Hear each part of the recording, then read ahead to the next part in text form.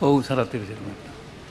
ගරු කතානායකතුමනි මහජන ආරක්ෂා භාර අමාත්‍යවරයා හැටියට විපක්ෂ නායකතුමා කිව්වා රිෂාඩ් බද්දීන් මන්ත්‍රීවරයාව පාර්ලිමේන්තුවට ගේන්න කියලා.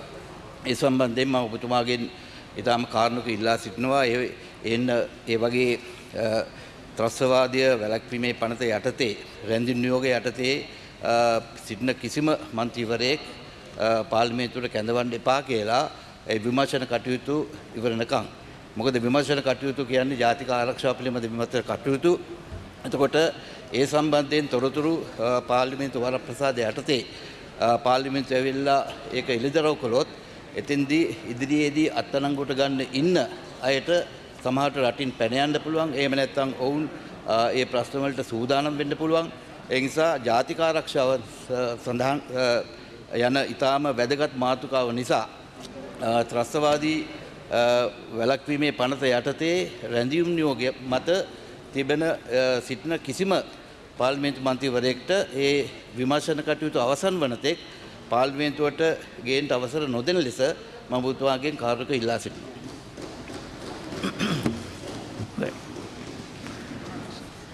ප්‍රධාන වැඩ කටයුතු නේ අපි දැන් වැඩ කටයුතු ටික ප්‍රධාන වැඩ කටයුතු ටික කරගෙන යනවා නම් හොඳයි. දැන් මේකට උත්තරයක් දුන්නා නෑ මතුමා. මොකද්ද මේ? ඔව් පක්ෂ නායකතුමා. කතානායකතුමනි මම අපේ ගරු අමාත්‍යතුමා ලබා දුන්නු උත්තරය මම අසාගෙන සිටියා. මම කනගාටු වෙනවා ගරු කතානායකතුමා මේ කාරණාව අපි බිස්නස් කමිටි එකේ සාකච්ඡා කරනකොට මේ ජාතික ආරක්ෂාව පිළිබඳ කාරණාව ඔබතුමා සඳහන් කරෙත් නැහැ. අපේ දිනේෂ් ගුණවර්ධන මහත්මයා සඳහන් කරෙත් නැහැ. ආණ්ඩු පාර්ශ්වයේ කිසිම කෙනෙක් සඳහන් කරේ නැහැ. එතුමන්ලා කිව්වා ඔබතුමාටත් මතක ඇති රිෂාඩ් බදූදින් මැතිතුමා කොවිඩ් ආශ්‍රිතෙක් සමග මොකද ඔන්නෝම කතාවක් කිව්වා. ඒකත් අපිටත් පැහැදිලි වුණේ නැහැ ගරු කතානායකතුමනි. ඒ නිසා තමයි නිල වශයෙන් මම මේ අවස්ථාවේ ඇහුවේ රිෂාඩ් බදූදින් මැතිතුමා මේ පාර්ලිමේන්තුවට කැඳවන්නට ඕන. ඒක ඔබතුමා එතුමාගේ අයිතිය පාර්ලිමේන්තු මන්ත්‍රීවරුන්ගේ අයිතිය ආරක්ෂා කරන්නට ඕන. ඒ කාරණාව පිළිබඳව මොකද්ද ඔබතුමාගේ තීන්දුව? දැන් ඔබතුමා කියන්නේ මේ ආරක්ෂක ඇමතිතුමා කියන කාරණාවමද අපිට පැහැදිලි කිරීමක් අවශ්‍යයි. මට නිල වශයෙන් දන්වලා තියෙන්නේ විපක්ෂ නායකතුමා කොවිඩ් ප්‍රශ්නය පිළිබඳව තියෙන ගැටලුව තමයි තියෙන්නේ. අද වෙනකොට ඒක ඊටත් වඩා නරක තැනක් තියෙනවා කියන එක තමයි ඊට වඩා අද මට දැනුගන්න ලැබුණේ.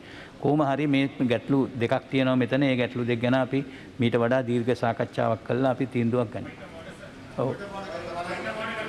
Oh, may Mantituana, No. He sir, you can take after me, sir. You can sit now. He got up first. He got up first. He was sleeping. Garu Katanayakatumani. නෑ ඔබතුමනි. ගරු කතානායකතුමනි විපක්ෂ නායකතුමා සඳහන් කරා මිලියන 600ක් මුදලක් ජිම් කට්ටල සඳහා වෙන් කිරීම පිළිබඳව ගරු විපක්ෂ නායකතුමනි පැහැදිලිව කියන්න ඕනේ මේ මුදල කොවිඩ් අරමුදලෙන්වත් කොවිඩ් වලට වෙන් වෙච්ච මුදල් වලින්වත් ගත්තු මුදලක් නෙවෙයි ගරු කතානායකතුමනි පැහැදිලිව අයවැය ලේඛනයේ සඳහන් අයවැය නිර්දේශයන් වලට අනුකූලව ආපු කැබිනට් පත්‍රයක්. ඒ කෙසේ වෙතත් ගරු කතානායකතුමනි අපි අමාත්‍යාංශයේ විදිහට මේ අවස්ථාවේ අපි ප්‍රොකියුමන්ට් විතරයි කරන්නේ. මුදල් වියදම් කිරීමක් කරන්නේ නැහැ. හැබැයි කිසිසේත් ඔබතුමාට සඳහන් කරන්න ඕනේ මුදල් අමාත්‍යාංශයෙන් කොවිඩ් සඳහා අවශ්‍ය සියලුම මුදල් ලබා දෙන්න අපි කටයුතු කරනවා විතරක් නෙවෙයි අපි කිසිසේත් මේ මුදල් කප්පාදු කරලා වෙනත් ව්‍යාපෘතියකට යොමු කරන්නේ නැහැ කියන එක මතක් කරන්න ඕනේ. කොහොමද ස්තුතියි. දැන් කතා කරන්න. ගරු කතානායකතුමනි රිෂාඩ් මන්ත්‍රීතුමා පාර්ලිමේන්තුවට නොගෙනීම සම්බන්ධයෙන් කතා තුනක් පැය 24 තුල ඊයේ එතුමාගේ පවුලේ අය කතා කරුවාම කිව්වා ඔබතුමාගේ අස්සම නැහැ ඔබතුමාගේ අස්සම නැතුව ගේන්න බෑ කියලා. පක්ෂ නායක රැස්වීමට ආවම ඔබතුමා මේ කොවිඩ් කතාවක් කිව්වා. දැන් ආරක්ෂක ඇමතිතුමා දැන් මේ ත්‍රස්තවාදී වැළැක්වීමේ පද ගැන කතා කරනවා. කතා තුනක්. මේ ඔක්කොම ගොතපුවා. අපි ඒ ගැන ඒ ඔක්කොම ගොතපුවා.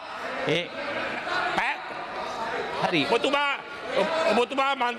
ඔබතුමා මන්ත්‍රීවරුන්ගේ අයිතිවාසිකම් ආරක්ෂා කරන නායකයා හැටියට කරුණා කරලා අපේ අයිතිවාසිකම් ආරක්ෂා කරන්න. කතා තුනක්. හරි. ඒ 24 කතා තුනක්. හරි බොහොම ස්තුතියි. Honorable Suwandiran. Honorable Suwandiran. Thank you, sir. Sir, for the first time ever, an honourable minister has stated to this House that someone who is detained by an administrative detention order cannot be brought to Parliament. This has never happened in the history of this House. Before a person is at least judicially pronounced to be a convict, he has never lost his seat in Parliament.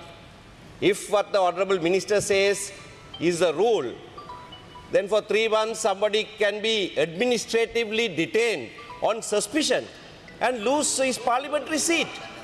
That cannot be the rule. Honourable Prime Minister and His Excellency the President, I think, are nodding in agreement with me. I wish that they speak up and clarify it. Otherwise, a wholly unprecedented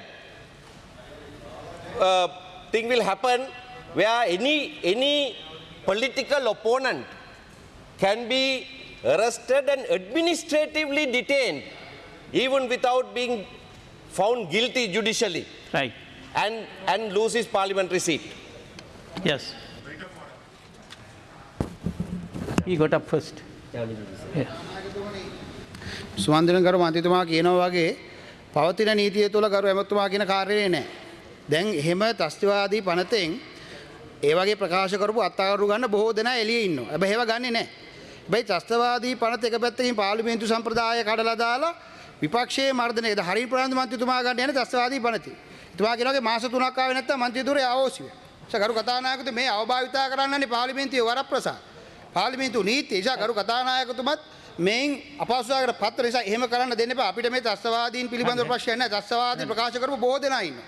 දැන් ඔබතුමාගේ යම් ප්‍රකාශයක් තියෙනවා. හැබැයි බුදුන් අත්අඩංගු ගන්නවා කියන්නේ නෑ මම. නමුත් එහෙම ගත්තම වෙන්නේ නැති නීතියක් ඇති කරලා මේ විපක්ෂයේ මර්ධනය කරන්න මේ ත්‍ස්තිවාදී පනත පාවිච්චි කරන වර්තමාන ආණ්ඩුව කරු කතාන. හරි බොහොම ඒක ඊට දෙන්න එපා. ඔව් ෆොන්සේකා මන්ත්‍රීතුමා. ගරු කතානායකතුමනි, ගරු ඇමතුමා ඔබතුමා අවධාරණය කරන්න රිෂාඩ් බදුදීන් කියන්නේ මහජන නියෝජිතයෙක්. මහජන නියෝජිතයන්ට විශාල ගෞරවයක් තියෙනවා. ඒගොල්ලෝ ජනතාව නියෝජිතය කරන මොන පක්ෂයේ හිටියත් විපක්ෂයේ හිටියත් CID එකේ කවුරු හරි නිලධාරි දෙන්නෙක් තුන් දෙනෙකුට මහජන නියෝජිතයෙක් අල්ලලා ඉවරලා ඊට පස්සේ ඩිරිෂන් ඕඩර් එකක් ගත්තම මාස 3ක් තියන් හිටියා මහජන නියෝජිතයා ගෙදර යනවා නම් ඔබතුමාගේ නීතියෙන් රටට වැඩක් වෙන්නේ නැහැ. ඒ නීතිය සාධාරණ නැහැ. කොයි පැත්තේ හිටියත් ඒක සාධාරණ නැහැ. ඔබතුමා ඒක තේරුම් ගන්න. හරි බොහොම ස්තුතියි. ඔව් රහමන් මන්ත්‍රී. point of order. ඔව්. ඔව් රහමන්. right. ගරු කතානායකතුමනි, දැන් මේ රිෂාඩ් බදුද්දීන් මන්ත්‍රීතුමාව පාර්ලිමේන්තුවට නොගෙනීම සම්බන්ධව දැන් සඳුදා සවස 3ට එතුමාගේ PCR එකක් කරා එතුමාව COVID-19 තියෙනවද කියලා බලන්න. නමුත් ඒ PCR වාර්තාව තව වෙනකම් දීලා නැහැ. සඳුදා 3ට ගත්ත වාර්තාව. තව වෙනකම් ඒ වාර්තාව ලබා දීලත් නැහැ. අනිත් එක එතුමා අර එන්නතත් ලබාගෙන තිබෙනවා COVID-19 වලට විරුද්ධව. ඊළඟට ගරු කතානායකතුමනි, විශේෂයෙන්ම දැන් මේ ඇමතුමා අපේ මේ ආරක්ෂක ඇමතුමා මේ කියපු දේ ගැන ඉතාම බරපතල ප්‍රකාශයක්. ඔබතුමා මේ පිළිබඳව පාර්ලිමේන්තුවට ප්‍රකාශයක් කරන්න ඕනේ. පාර්ලිමේන්තු මන්ත්‍රී කෙනෙක්ව රඳවගෙන ඉඳිද්දී ඇමතුමා මේ සභාවේ නැගිටලා කියනවා නම් මම නියෝග දීලා තියෙනවා යාව ගේන්න එපයි කියලා. එහෙම කොහොමද බලයක් එතුමාට ලැබුණේ? ඔබතුමා ඒ ගැන ප්‍රකාශයක් කරන්න ඕනේ. ඒක ඉතාම බරපතල ප්‍රකාශයක්. හරි.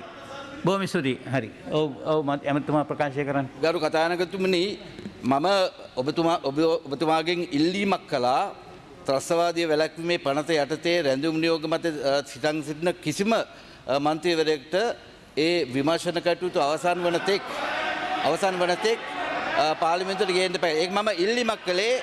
මොකද ඔබතුමාලා නෙමෙයි මහජන ආරක්ෂා පිළිබඳ වග කියන්නේ මම. සරත් ෆොන්සේකා මන්ත්‍රීවරයා නෙමෙයි. සරත් මන්ත්‍රීවරයාට මහජන ආරක්ෂාව ගැන කිසිම තැකීමක් නැති වෙන්න පුළුවන්. නමුත් මහජන ආරක්ෂාව ගැන වග කියන්නේ මම. ඒක නිසා මම ඔබතුමාගේ ඉල්ලා සිටිනවා විමර්ශන කටයුතු ඉවරන තෙක්. මොකද CID නිලධාරීන්ට ඕන විදිහට මන්ත්‍රීවරු අත්අඩංගුවට ගන්නේ නැහැ. ඔවුන් අත්අඩංගුවට ගන්න යම්කිසි හේතු තියෙනවා පමණයි. ඒ කියන්නේ රැඳුම් නියෝග මත රඳවාගෙන සිටින්නට හේතු තියෙනවා පමණයි අත්අඩංගුවට ගන්න. ඒ කියන්නේ සුමන්ත්‍රණ මන්ත්‍රීතුමා කියන විදිහටවත් මේ ෆොන්සේකා මන්ත්‍රීතුමා කියන විදිහට අපි වැඩ කරන්නේ නැහැ. මම ඔබතුමාගෙන් ඉල්ලා සිටිනවා කතානායකතුමනි, මේ විමර්ශන කටයුතු වලට බලපානවා නම් ජාතික ආරක්ෂාවයි කාරණේ තේරුණා. ඒ නිසා ගේන්න එපා කියලා තමයි ඉල්ලා සිටින්නේ. හරි. ඔව් හර්ෂමන්තුමා ඉක්මනට කතා කරන්න. ගරු කතානායකතුමා, මේ රටේ නීතිය තියෙන්නේ ව්‍යවස්ථාවේ. මේ ඇමති කෙනෙක්ට ව්‍යවස්ථාවට විරුද්ධව වැඩ කරන්න බෑ. ඒ නිසා ඇමතිතුමා තේරුම් ගන්න ඕනේ මේ රටේ මූලික නීතිය හදන්නේ මෙතන මේ පාර්ලිමේන්තුවේ. එතුමාට ඕන නම් ව්‍යවස්ථාව වෙනස් කරලා මේ නීති වෙනස් කරන්න පුළුවන්. හරි. නමුත් එතුමාට එහෙම කතා කරන්න මෙතන අයිතියක් නැහැ කියන එක ඔබට බොහොම ගෞරවයෙන් දක්වනවා. ඒක ඔබතුමාගේ මතය. ඕ මරික්කාර් මන්තුමා. පොයින්ට් වල කතානායකතුමා දැන් පාස්කු ඉරිදා කොමිෂන් වාර්තාවෙන් රිෂාඩ් බදුරුදීන් මන්ත්‍රීතුමා සම්බන්ධව නිර්දේශ කරලා තියෙන්නේ මොකද්ද අල්ලස්සෝ දූෂණ කොමිසම පරීක්ෂණයක් කරන්න කියලා. එතුමා සම්බන්ධව ඒක කරා නම් අපිට කිසි ප්‍රශ්නයක් නැහැ. දැන් එතුමා ත්‍රස්තවාදයට සම්බන්ධ නම් එතුමාට නඩු දාලා හිරේ දාන්න. මොකද පාස්පු බෝම්බකරුවන්ට මේ මරණ දඬුවම දෙන්න ඕනේ. හැබැයි മന്ത്രിවරයෙක්ගේ අයිතිවාසිකම් මෙතුමාට ඕන විදියට ඇමතිට ඕන විදියට කරන්න බෑ. බොහොම ස්තුතියි ප්‍රධාන වැඩ කටයුතු